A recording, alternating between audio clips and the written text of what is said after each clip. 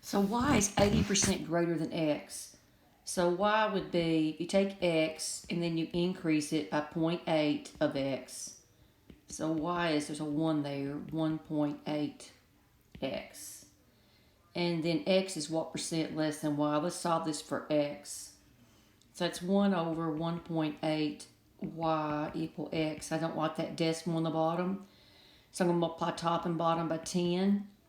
So that's 10 in the top, and apply that 10 in the bottom. That's 18y equal x. And then 2 we're going to 10 5 times, and 2 we're going to 18 9 times.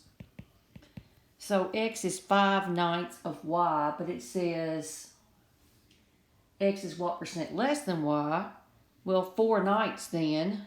It'd be 4/9, 1 minus 5/9. And if I do 4/9, that's 9 divided by 4. Let's erase. Oops. Let's erase that so I have more room. And put a decimal point there and 1 there. 4 we're going to 9. 2 times 4 is 8. And what form are my answers in?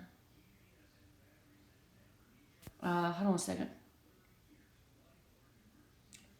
What have I done here?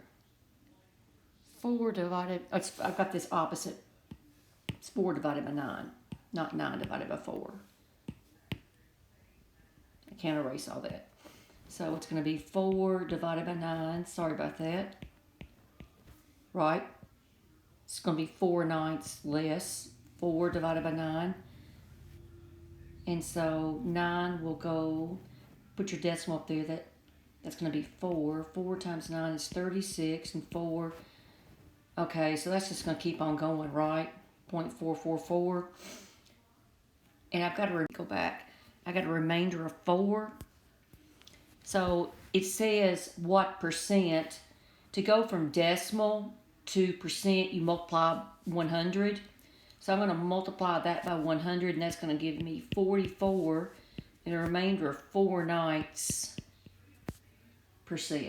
And they didn't put the percent on there, but that's what it would be.